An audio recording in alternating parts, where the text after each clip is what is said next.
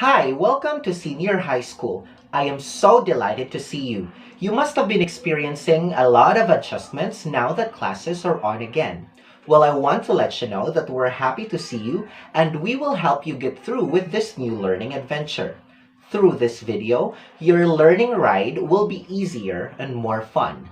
My name is Sam and I will help you achieve the following competencies. Identify various types of speech context and exhibit appropriate verbal and nonverbal behavior in a given speech context. Distinguish types of speech style and identify social situations in which each speech style is appropriate to use. Observe the appropriate language forms in using a particular speech style and respond appropriately and effectively to a speech act.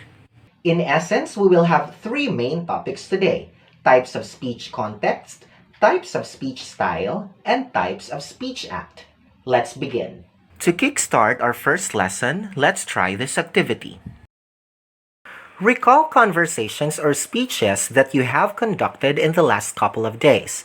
Classify these conversations according to the title found on the following boxes.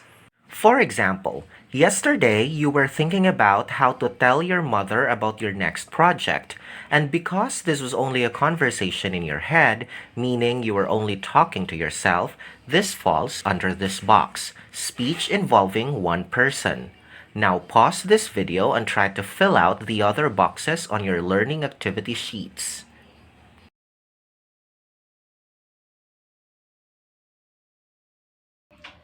We communicate with different people every day, and the number of audience we have during these interactions vary from time to time. The way that people use to communicate and transmit message orally or verbally in a particular situation is called speech context. And it is important to understand these speech contexts so that we can connect with our audience and effectively deliver our speeches. Here are the different types of speech contexts. I can't believe I did this! I can't believe I did this. I can't believe I did this! Intrapersonal is a communication that centers on one individual. For example, thinking, imagining, reflecting, and so on over various situations. The speaker plays the roles of both the sender and the speaker of a message. This message is made up of your thoughts and feelings. There is feedback in the sense that as you talk to yourself, you discard certain ideas and replace them with others. Interpersonal, on the other hand, is a communication that occurs between and among people which establishes relationships and develops rapport among them. This highlights how interpersonal communication connects and links people together. It becomes personal as people's unique qualities matter. There are two types of interpersonal contacts: dyad and small group. Dyad is a communication that involves two persons who are formally or informally interacting with each other verbally and non-verbally. But they say if you make one friend on your first day, you're doing okay. Thank you, sir. But if my English teacher's the only friend I make today, that would be sort of depressing. Small group is a communication that involves at least 3 to 15 people who are doing a face-to-face interaction when all participants share ideas freely in a discussion. And I want to make a lot of money so that I can have a television.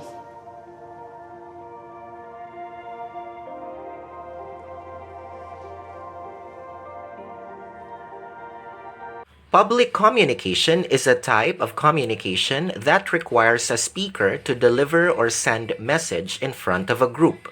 In public communication, unlike in interpersonal and small group, the channels are more exaggerated and in big crowd. Hence, speakers need to increase voice volume, use gestures, and visual aids such as PowerPoint presentation to emphasize information. And we are free from tyranny as long as each one of us remembers his or her duty as a citizen. Mass communication is a form of public communication that is used to communicate between an entity and a large and diverse audience, mediated by some form of technology such as television, radio, magazines, newspapers, books, internet, and other types of media. How does it feel? Like pouring pure silk onto my skin. Now that we already know the types of speech contexts, let us test your knowledge by identifying whether the following statements are true or false. Write your answers on your learning activity sheet.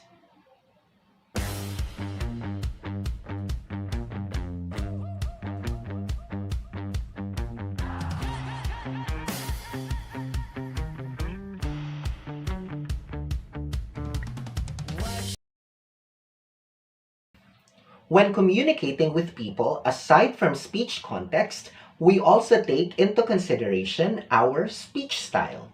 That will be our second lesson for today. But before we start discussing the different types of speech style, let us try this first. On your learning activity sheet, fill this concept map with your initial thoughts about speech style. What do you think are the styles of speeches? Go on, do the activity based on your stock knowledge. Pause the video while doing the activity and go back when you're done.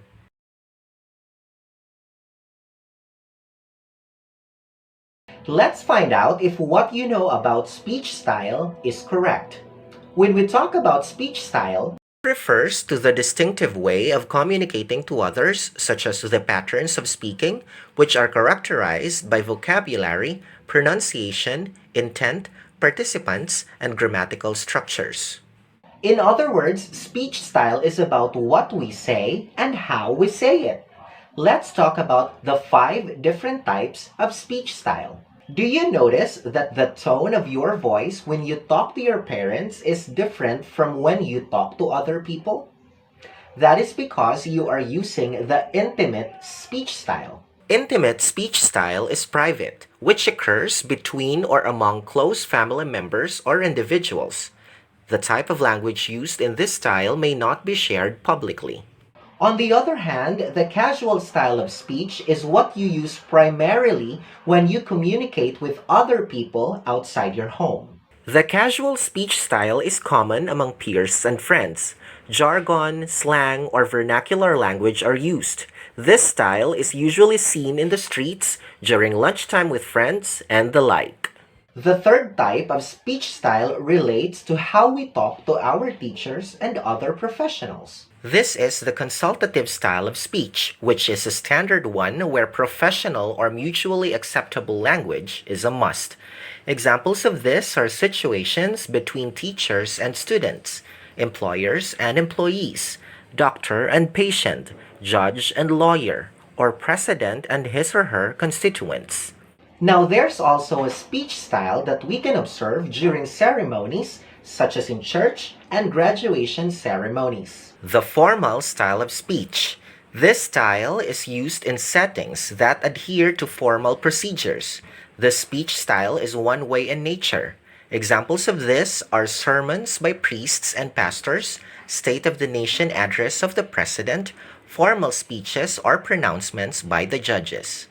The fifth and last speech style is called frozen. This style is frozen in time and remains unchanged. It mostly occurs in ceremonies. Common examples are the preamble of the Constitution, Lord's Prayer, and allegiance of the country or flag. Now that we know the 5 types of speech style, let us assess if you can identify what speech style is used in these conversations and describe whether the language form used is appropriate in the given situations. You can pause the video if you need more time to write your answers on the learning activity sheet.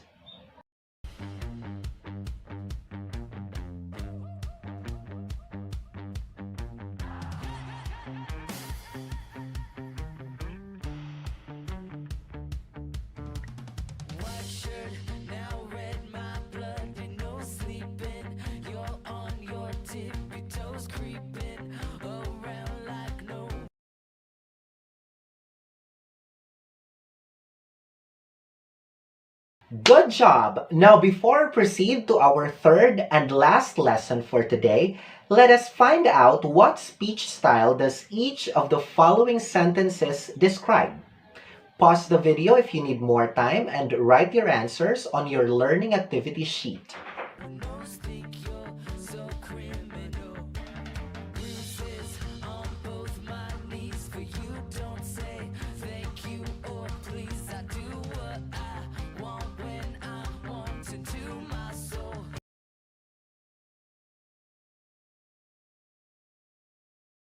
I am glad that you now know the different types of speech style.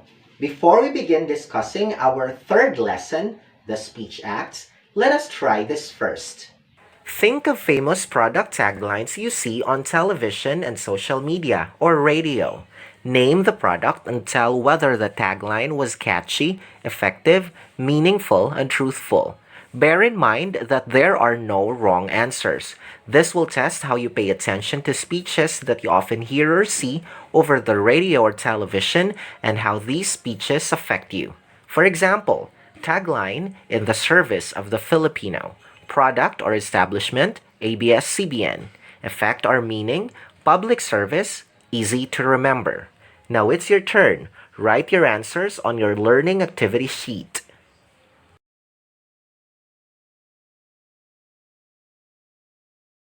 The activity you just completed has something to do with speech acts. Speech act is an utterance that a speaker intends to affect his or her audience.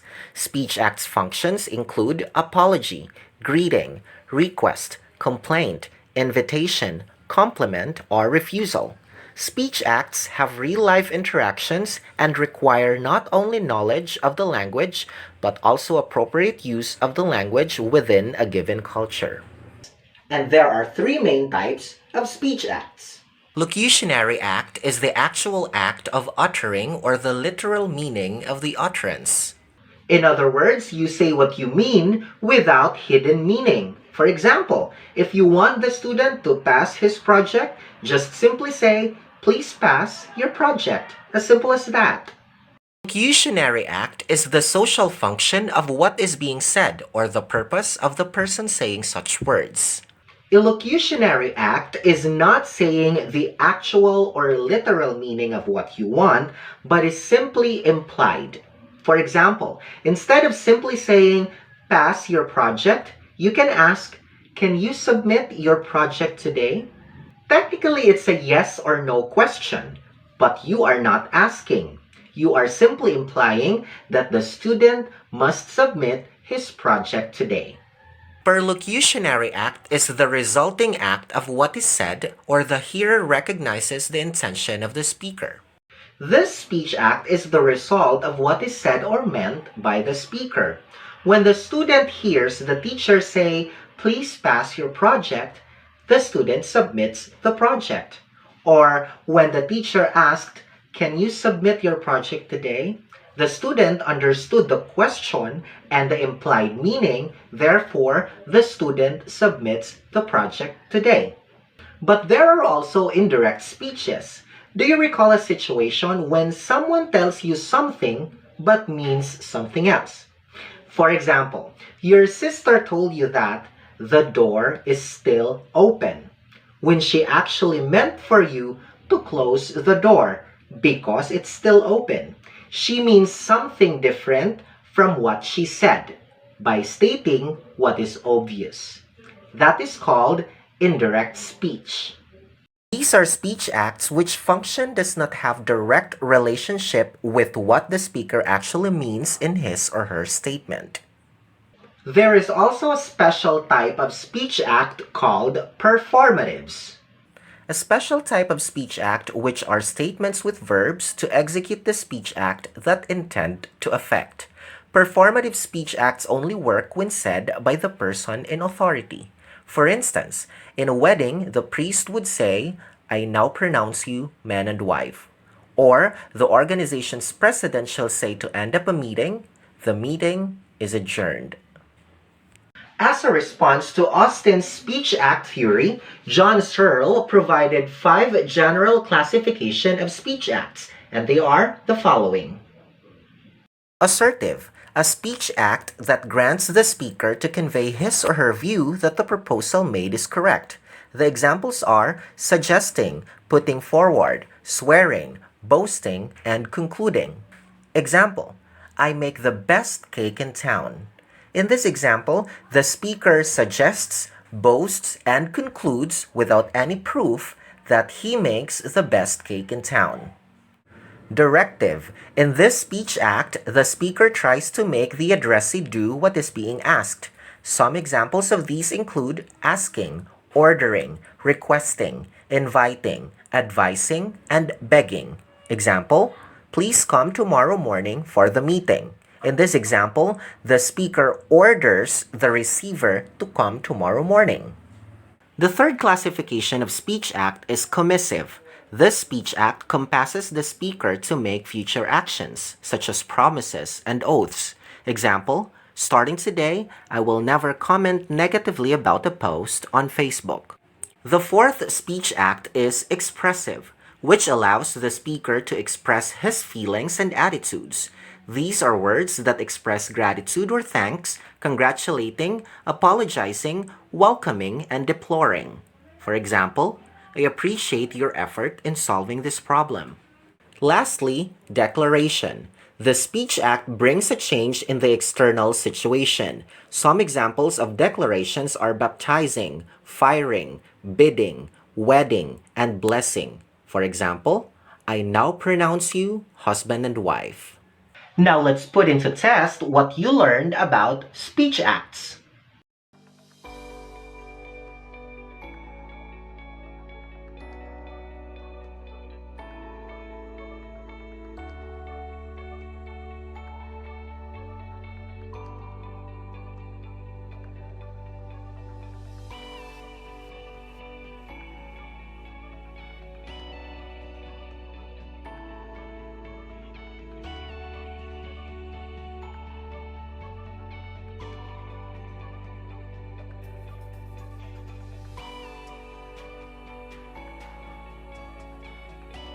We have accomplished so much today.